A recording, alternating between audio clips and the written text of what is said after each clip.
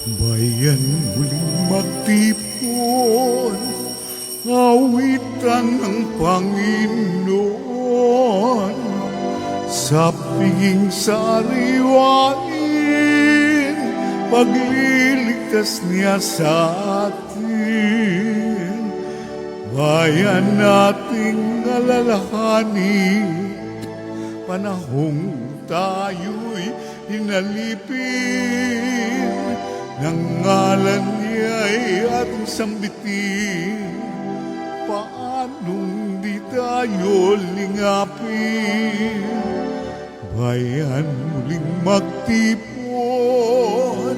awitan ng Panginoon, sa piging sariwain, pagliligtas niya sa atin. Sa piging sariwain, pagliligtas niya sa atin.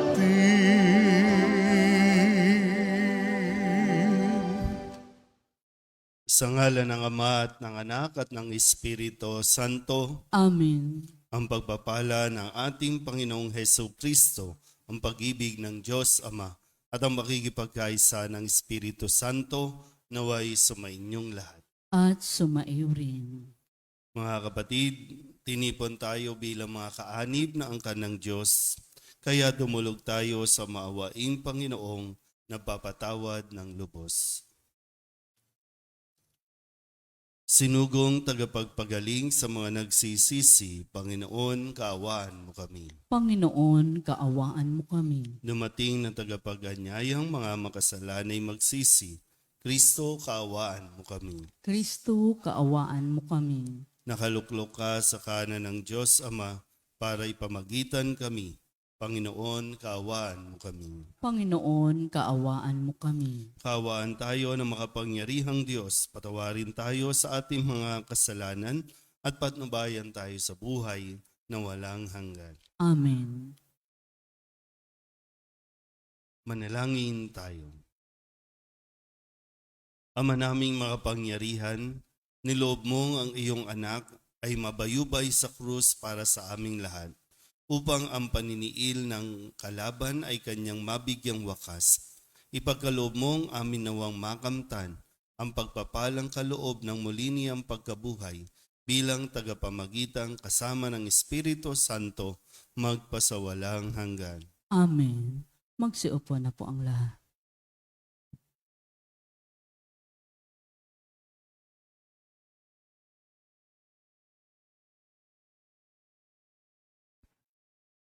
Pagbasa mula sa mga gawa ng mga apostol. Noong mga araw na iyon, tumindig ang isang pariseyong nagngangalang Gamaliel, tagapagturo ng kautusan at iginagalang ng buong bayan. Iniutos niyang ilabas muna ang mga apostol, saka nagsalita.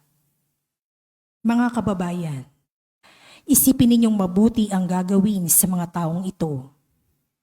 Hindi pa nagtatagal na lumitaw si Teudas na nagpanggap na isang dakilang pinuno at nakaakit ng may 400 tagasunod. Ngunit ang mapatay siya, nagkawatak-watak ang mga tauhan niya at nauwi sa wala ang kilusan. Pagkatapos lumitaw naman si Judas sa taga-Galilea noong panahon ng pagpapatala at nakaakit din ng maraming tauhan. Nang mapatay siya, nagkawatak-watak din ang mga tagasunod niya. Kaya't sinasabi ko sa inyo, huwag ninyong pakialaman ang mga taong ito. Hayaan ninyo sila. Kung ang kanilang panikala o pagpapunyaging ito'y mula sa tao, ito'y mabibigo. Ngunit kung mula sa Diyos, hindi ninyo ito masasansala at lilitaw pang lumalaban kayo sa Diyos.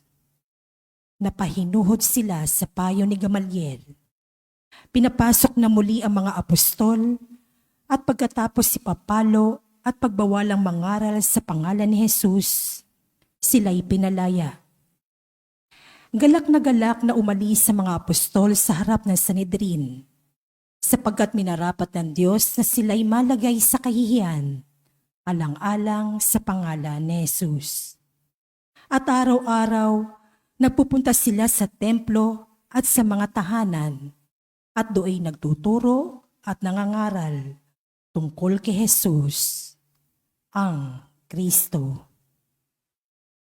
Ang salita ng Diyos. Salamat sa Diyos, salmong tugunan. Ang tanging aking mithiing, Panginooy makapiling. Ulitin po nating lahat. Ang tanging aking mithiing, Panginooy makapiling. Ang lawko'y ang puon, aking kaligtasan. Kaya walang takot ako kanino man. Sa mga panganib, kanyang iingatan. Kaya naman ako'y walang agam-agam. Tugon, Ang tanging aking mithiing, Panginooy makapiling. isang bagay lamang ang aking mithiin. Isang bagay itong sa puon hiniling. Ang ako'y lumagi sa banal na templo. Apang kagandahan niya'y mamasdan ko. At yaong patnubay niya ay matamo. Tugon, Ang tanging aking mithiing, Panginooy makapiling. ako'y nananalig na bago mamatay, masasaksihan ko ang iyong kabutihan na igagawad mo sa mga hinirang. Sa Panginoong Diyos tayo'y magtiwala, ating patatagin ang paniniwala. Tayo ay umasa sa kanyang kalinga. Tugon, Ang tanging aking mithiing, Panginooy makapiling. Magsitayo na po ang lahat.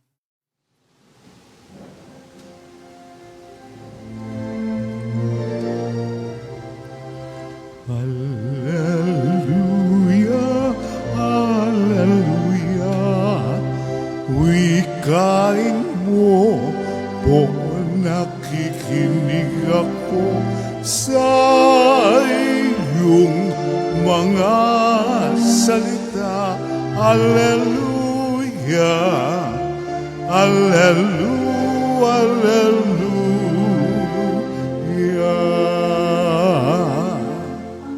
Ay nabubuhay sa salita ng may kapal na pagkain kanyang bigay. Sumainyo ang Panginoon. Ang mabuting balita ng Panginoon ayon kay San Juan. Papuri sa iyo, Panginoon.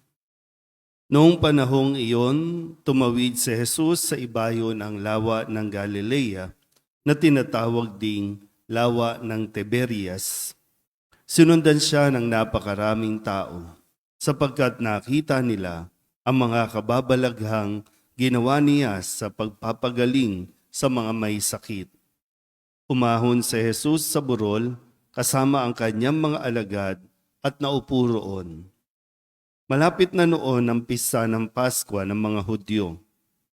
Tumanaw si Jesus at nakita niyang dumarating ang napakaraming tao. Tinanong siya ni Felipe, "Saan tayo bibili ng tinapay upang makakain ang mga taong ito?" Sinabi niya ito para subukin si Felipe, sapagkat alam ni Jesus ang kanyang gagawin. Sumagot si Felipe, "Kahit na po halagang 200 dinaryong tinapay ang bilhin ay di sasapat para makakain ng tigkakaunti ang mga tao." Sinabi ng isa sa kanyang mga alagad, si Andres na kapatid ni Simon Pedro, "Mayroon po ritong isang batang lalaki na may dalang 5 tinapay na cebada at 2 isda. Ngunit gaano na ito sa ganyang karaming tao? Paupuin ninyo sila," wika ni Jesus. Madamo sa lugar na yaon. Umupo ang lahat. Humigit kumulang sa 5,000 ang mga lalaki. Kinuha ni Jesus ang tinapay at matapos magpasalamat sa Diyos ay pinamahagi sa mga tao. Gayon din ang ginawa niya sa isda. Binigyan ng lahat hanggat sa gusto nila. At nang makakain na sila, sinabi niya sa mga alagad, "Tipunin ninyo ang lumabis para hindi masayang." Gayon nga ang ginawa nila at nakapuno sila ng 12 bakol. Nang makita ng mga tao ang kababalaghang ginawa ni Jesus, sinabi nila, tunay na ito ang propetang paririto sa sanlibutan. Nahalata ni Jesus na lalapit ang mga tao at pilit siyang kukunin upang gawing hari. Kaya muli siyang umalis na mag-isa patungo sa kaburulan. Ang mabuting balita ng Panginoon. Pinupuri ka namin, Panginoong Hesukristo. Magsiupo po ang lahat. Isang magandang umaga po sa inyong lahat. Ngayon po ay Biyernes sa 2nd linggo ng Pasko ng Pagkabuhay. At muli, sa diwa ng muling pagkabuhay ni Kristo, ang paanyaya sa atin ay magkaroon din tayo ng pagbabago, lalo na sa pagtingin sa buhay. Kaya kung makikita natin na si Kristo naghirap, namatay, pero muling nabuhay. So yung mindset natin, yung kinatatakutan natin na kamatayan, na hindi naman pala ito tanda ng pagkatalo o pagkabigo, kundi ang pagkabuhay ay tanda ng tagumpay ni Jesus. So yung mindset natin, paano ka magdesisyon at nawa sa diwa ng pagkabuhay, nababago na natin yung pagtingin natin at kung paano din tayo nagre-react sa sitwasyon natin sa buhay. So tingnan natin. No? Sa atin pong narinig na kwento, ito yung pagpapakain ni Jesus sa napakaraming tao. Sabi nga po, 5,000 lalaki ang naroroon, hindi pa kasama ang kababaihan at ang mga bata. Pero napakain ni Jesus, nabusog niya, may lumabis pa, nakaipon pa, nakapag-sharon pa. Sabi, tipunin ninyo para hindi masayang.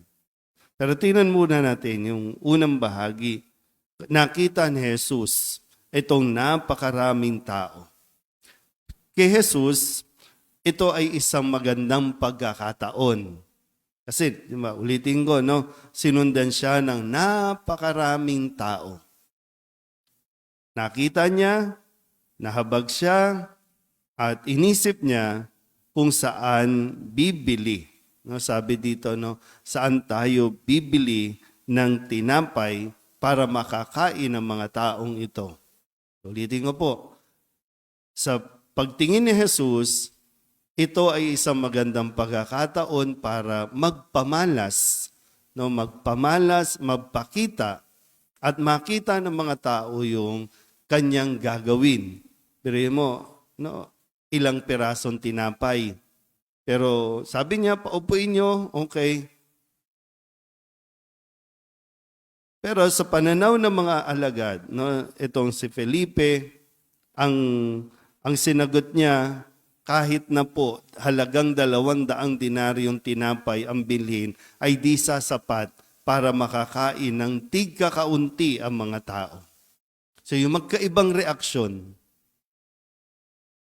Na ang panyaya, yung reaksyon natin nawa matulad sa reaksyon o yung pag-respond yung ni Jesus kaysa doon sa kanyang mga alagad. Kay Jesus, ito ay isang opportunity. Kay Felipe o sa mga alagad, ito ay isang malaking problema. Yan sabi, saan tayo bibili? Saan? Hindi pa tinanong magkanong pera natin, paano tayo makakabili? Yun yung naging reaksyon ni Felipe. Itong pera natin, kahit 200 na dinaryong tinapay, hindi kulang pa rin, hindi sasapat. Nakikita niyo po ba yung pwede natin mapulot na aral? Kadalasan kasi yung atin po, pag may problema, problema talaga. Napakaraming tao. Bakit nagsusulputan ng mga buildings dito sa lugar natin? Yung mga bahay na dati, bahay lang, ngayon puro buildings na. puro warehouse na. Itong ang tapat natin, hinihintay natin magbukas.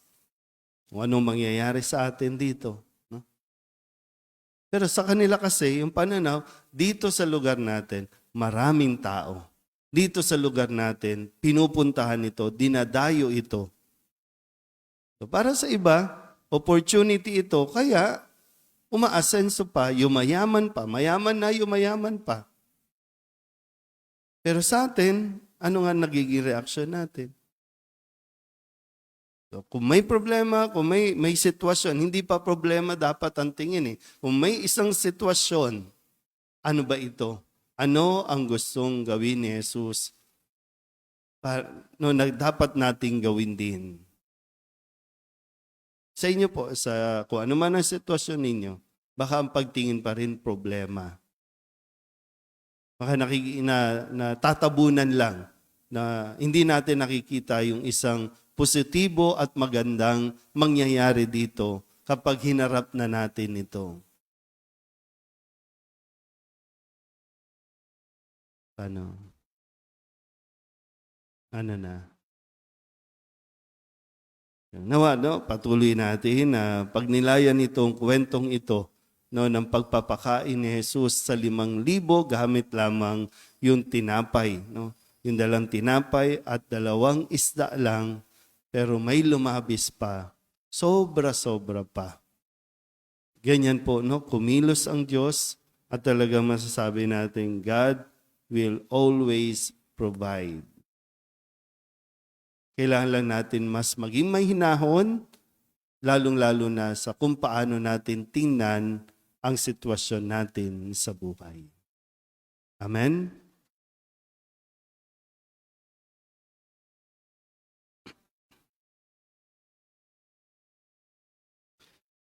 Sa himala ng pagpapakain ng 5,000 tao, ipinakikita sa atin ng ating Panginoon na ibibigay ng Ama ang lahat ng ating mga pangangailangan. Hilingin natin sa Kanya ang lahat ng mabubuting bagay na may pagkakaloob niya sa atin. Ang ating pong itutugon.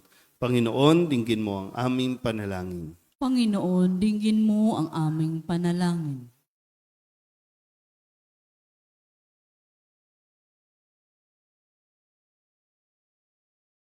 Ang mga pinuno ng simbahan naway magpakita ng katulad na pagkahabag na ipinamalas ni Jesus upang pakanin ang mga taong nagugutom. Manalangin tayo sa Panginoon. Panginoon, dinggin mo ang aming panalangin. Ang mga Kristiyano naway tularan ang ginawa ng batang nagbahagi ng kanyang pagkain at magbahagi rin ng anumang maaaring makatulong sa mga nangangailangan. Manalangin tayo sa Panginoon.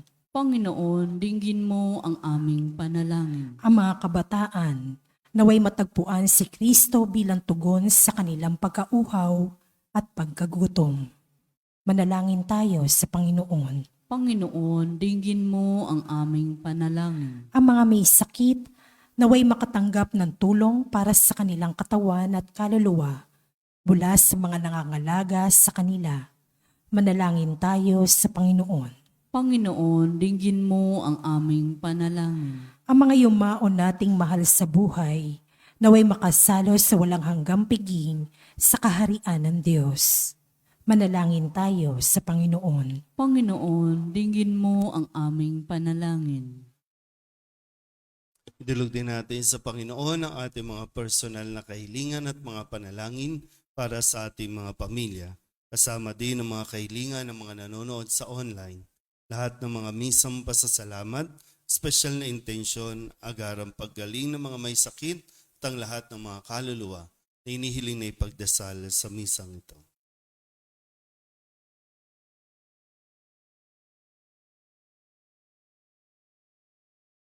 Ang lahat ng ito inihiling namin sa ngalan ni Kristong aming Panginoon. Amen. Magsiupo po ang lahat.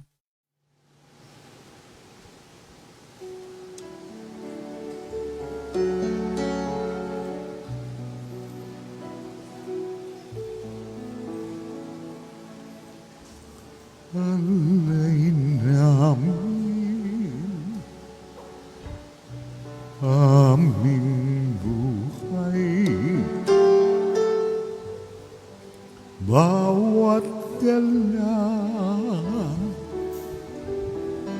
at numbay, bawat pangarap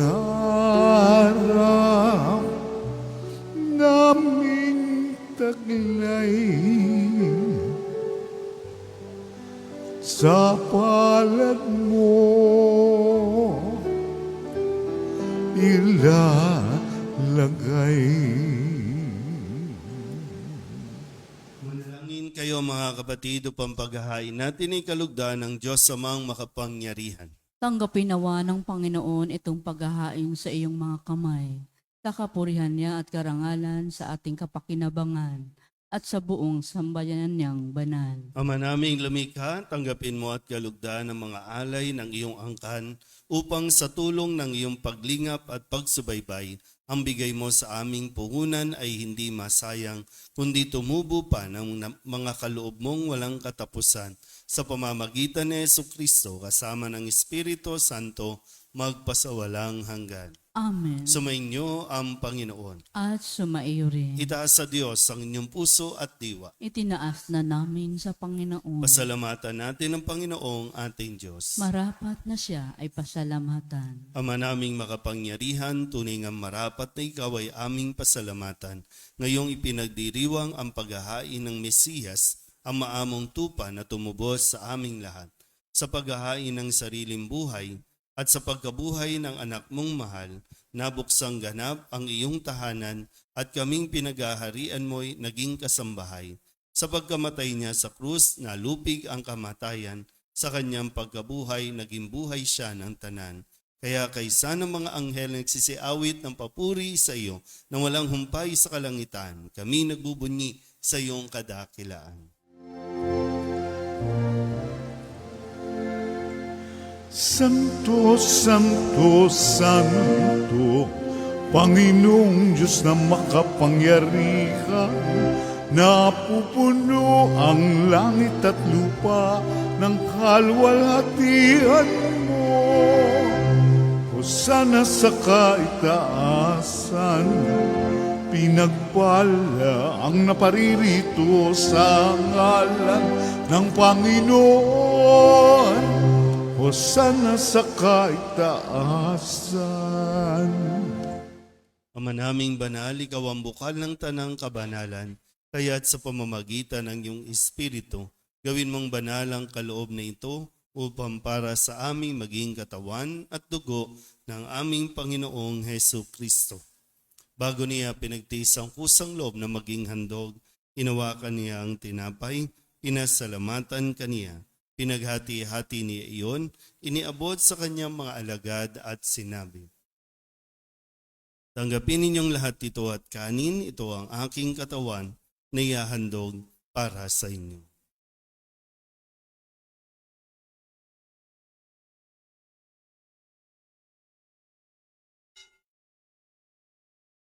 Hindi naman nang matapos ang hapunan, hinawakan niya ang kalis, muli kaniyang pinasalamatan.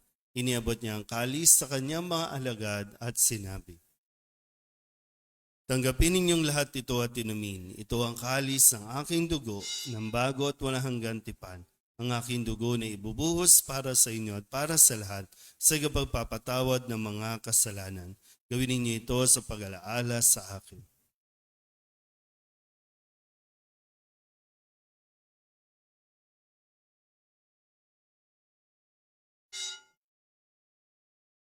Ipagbunyi natin ang misteryo ng pananampalataya. Si Kristo'y namatay, si Kristo'y nabuhay, si Kristo'y babalik sa wakas ng panahon. Ama, ginagawa namin ngayon ang pag-alaala sa pagkamatay at muling pagkabuhay ng iyong anak, kaya tiniaalay namin sa iyo ang tinapay na nagbibigay buhay at ang kalis na nagkakaloob ng kaligtasan.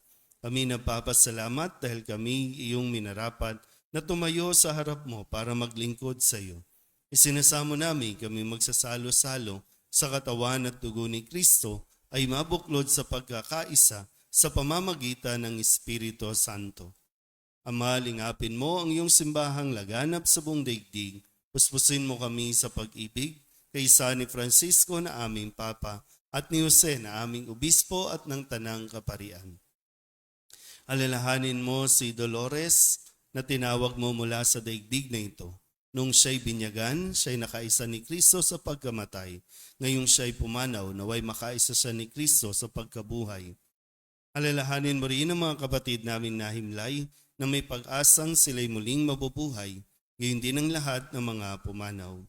Tawaan mo sila at patuloyin sa iyong kaliwanagan. Tawaan mo at pagindapating kaming lahat na makasalo sa iyong buhay na walang wakas. Kaysa ng mahal na Birhen Maria na ina ng Diyos, ng kabiyak ng puso niyang si San Jose. Kaysa ng mga apostol at ng lahat ng mga banal na namuhay dito sa daigdig ng kalugod-lugod sa iyo, may pagdiwang nawa namin ang papupuri sa ikararangal mo sa pamamagitan ng iyong anak na aming Panginoong Hesu Kristo. Sa pamamagitan ni Kristo, kasama niya at sa Kanya, ang lahat ng parangal at papuri ay sa iyo, Diyos Amang makapangyarihan, kasama ng Espiritu Santo, magpasawalang hanggan. Amen. Amen. Amen. Amen. Sa tagubili ng mga nakagagaling na utos at turo ni Jesus sa Panginoon natin at Diyos, ipahayag natin ang lakas loob.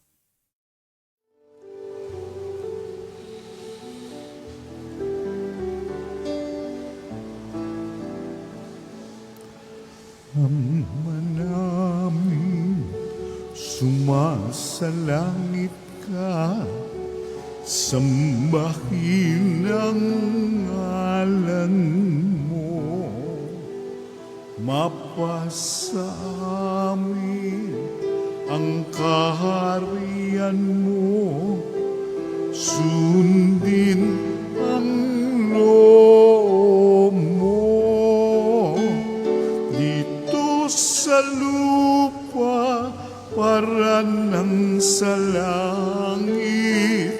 Bigyan mo po kami ngayon ng aming kakanin sa araw-araw at patawarin mo kami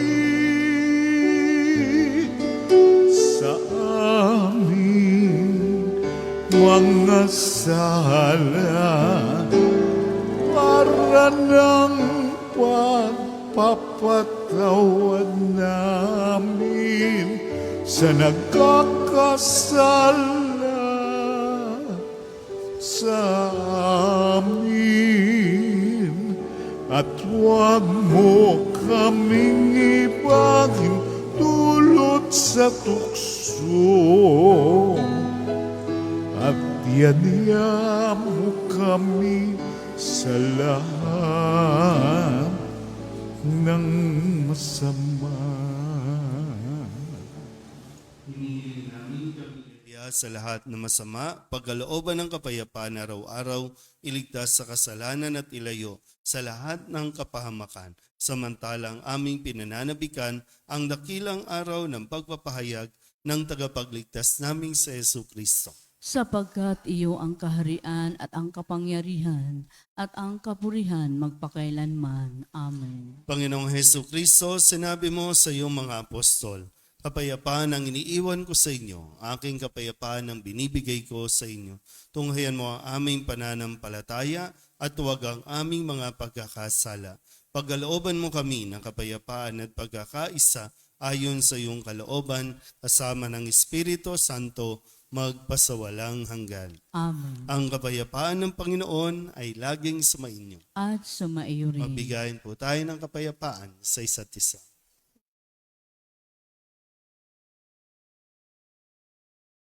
Kordero ng Diyos na nag-aalis ng mga kasalanan ng sanlibutan, maawa ka sa amin. Kordero ng Diyos na nag-aalis ng mga kasalanan ng sanlibutan, maawa ka sa amin. Kordero ng Diyos na nag-aalis ng mga kasalanan ng sanlibutan, ipagkaloob mo sa amin ang kapayapaan. Magsiluhod po ang lahat. Ito ang kordero ng Diyos. Ito ang nag-aalis ng kasalanan ng sanlibutan. Mapalad ang mga inanyayahan sa kanyang piging. Panginoon, hindi ako karapat-dapat na magpatuloy sa iyo, ngunit sa isang salita mo lamang ay gagaling na ako. Katawan ng Kristo. Amen.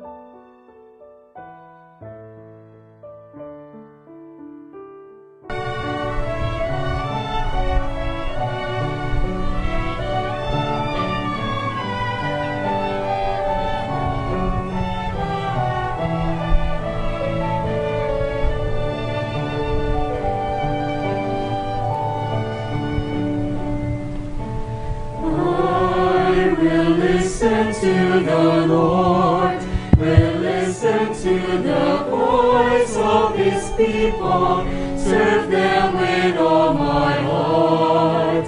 I will listen to His words and call upon the Lord for His people to live in faith and truth and in love.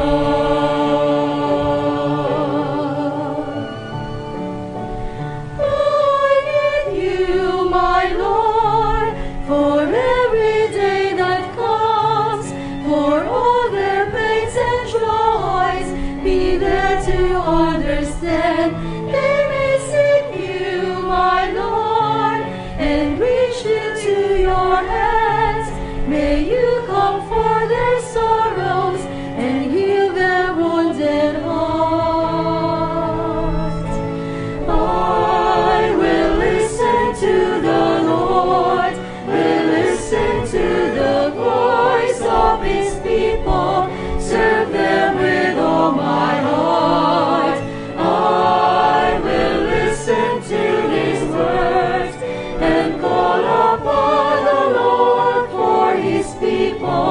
To live in faith and truth and in love.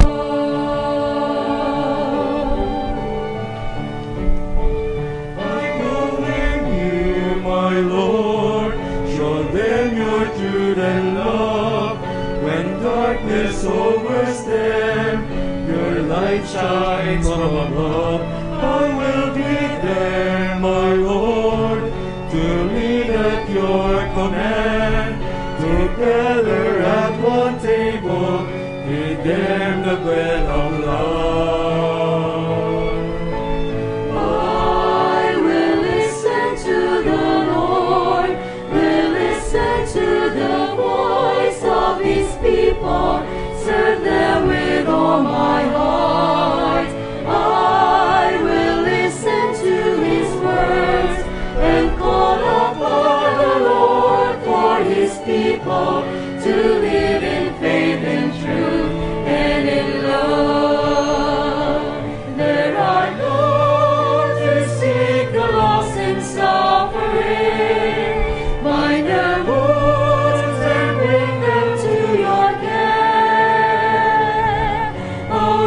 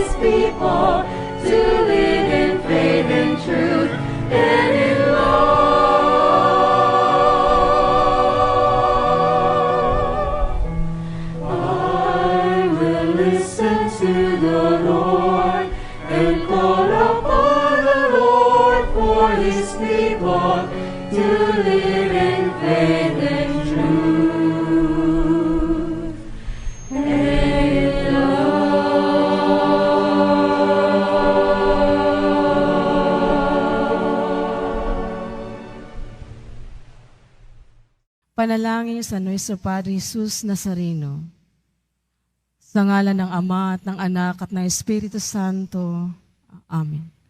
Ama, kaaluban mo kami ng iyong bugtong na anak, ang mahal na pong Jesus Nazareno, aming Diyos at mananakop, ay magdusa at mamatay sa krus upang tubusin ang tao sa kanyang mga hirap at kamatayan. Ipinadadama mo ang mabigat na kasalanan ng tao at ang dakila mong pag-ibig. Itulot mong matanggap namin ang bunga ng kanyang pagtubos sa amin. Naway mabuhay kaming tunay na Kristiyano at makamit ang hinihiling sa iyong awa ng buong pananampalataya at pag-ibig. Sa ngalan ni Kristo ang aming Panginoon. Amen. Nuestro Padre Jesus Nazareno, kaawaan mo kami. Sa ngalan ng Ama at ng Anak at ng Espiritu Santo. Amen. Manalangin tayo. Ama naming mapagmahal, ipagpatuloy mo ang iyong matapat na pagsubaybay sa iyong mga dinudulutan ng kaligtasan upang ang mga ipinagpakasakit na sagipin ng iyong anak ay makinabang sa pagkabuhay niyang nagbibigay galak sa pamamagitan niya, kasama ng Espiritu Santo, magpasawalang hanggan. Amen. Sumainyo ang Panginoon. At sumaiyo rin. At pagpalain kayo ng makapangyarihang Diyos, Ama at Anak, Espiritu Santo. Amen. Tapos ang banal na misa, humayo tayo sa kapayapaan ni Kristo. Salamat sa Diyos. Magandang umaga po.